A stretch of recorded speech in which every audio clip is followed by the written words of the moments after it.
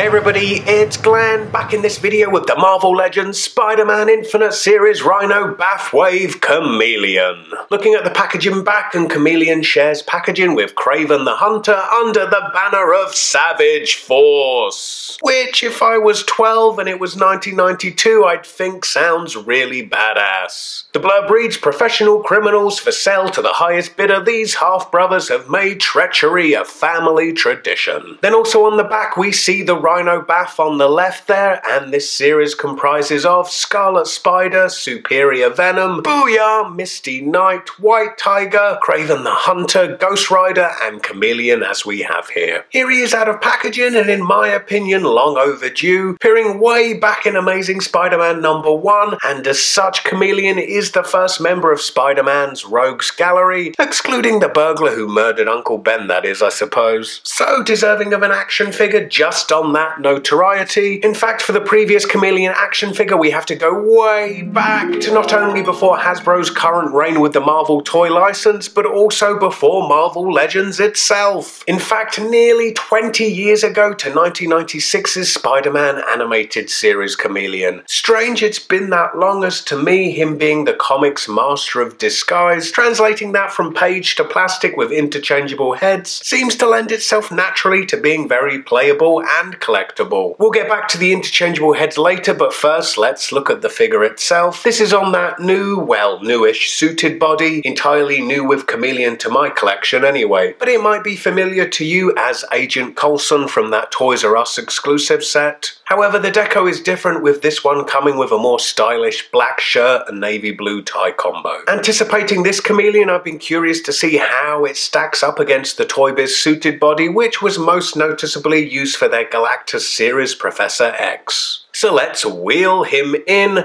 and for the comparison, stand him up. It's a miracle! Nah, he was probably faking it all the time, an easy fake to pull off when you're the most powerful telepath on the planet. But yeah, I don't think the Professor, or more appropriately Toy Biz, need to hang their heads in shame, but Hasbro's is an improvement, has a more naturalistic posture. Taking a closer look at the Chameleon head sculpt, it's okay. In mass production it's lost some of the finesse we see in the packaging art. The baby blue shading doesn't define the sculpt as much as I'd like, and the application of yellow paint to the teeth has gone overboard. I get that with it they are trying to distinguish them from the white of the mask, but as heavy-handed as it is, it leaves Chameleon looking like his greatest foe is not Spider-Man, but a toothbrush. But then he gets two more opportunities to wow us with the interchangeable heads. First, Chameleon is assuming the identity of Jonah Jameson. On his own, Jameson probably doesn't have enough wow factor to fly off the pegs, so this is a great way to sneak him into the line. To my memory, only the second 6-inch scale Jameson stood here beside the movie version that came out alongside the first Sam Raimi Spider-Man movie. I really like the head sculpt with his face seemingly caught in an expression shouting, "Parker!" However, the crooked tash really does let it down though. It's like at a kid's party, instead of playing pin the tail on the donkey, they played pin the moustache on Jonah Jameson. And didn't quite nail it. Then we have Hammerhead. Like Jonah Jameson, likely not the flashiest figure to be released on his own, but good to have him included here for those who want to explore the further edges of Spider-Man's Rogues Gallery, a character clearly styled after 1920s gangsters and associated with the Maggia crime family, which is the Marvel Universe's version of the Mafia. Quite the unique head sculpt, with the uniqueness being accounted for the character having his skull surgically reinforced with adamantium. They don't do that on the NHS. With that broad, flat top becoming a battering ram as he charges. In my opinion, it is the most successful of the trio of heads, but then of them all it suits being on this body the least, with Hammerhead being traditionally represented as a stocky character. In addition to the heads, he comes with a trio of weapons. First, this handgun. It fits snugly in his hand. Pretty sure I recognize it from somewhere. Did it come with a forge in that 2-pack with Wolverine? Can't remember. Then this old-fashioned type rifle, which I think best suits Hammerhead's. Just got that classic St. Valentine's Day Massacre vibe to it. Then this one, well, you can't say they're not giving us a variety with these weapons, but Chameleon is loaning this one to Rocket Raccoon as it's less suited for the streets of New York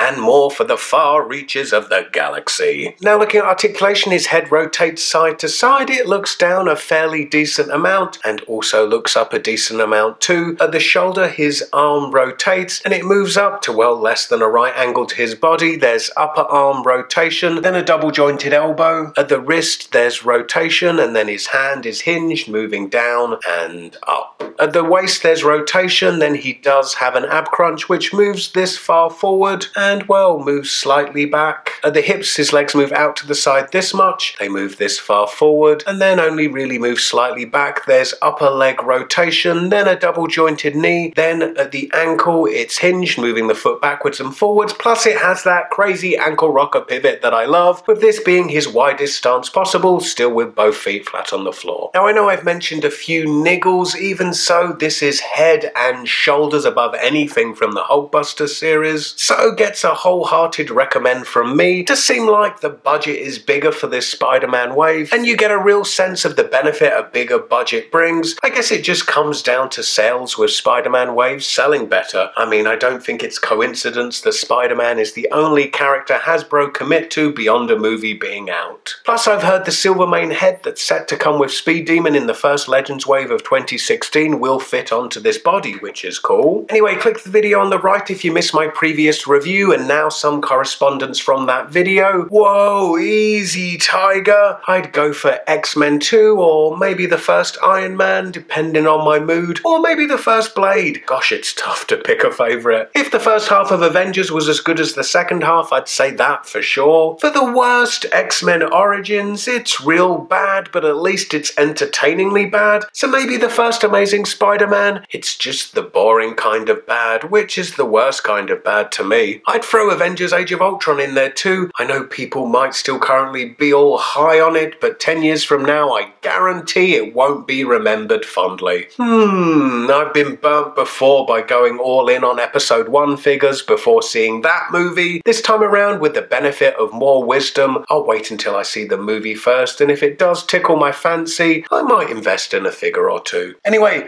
I hope to see you all in my next video. Bye.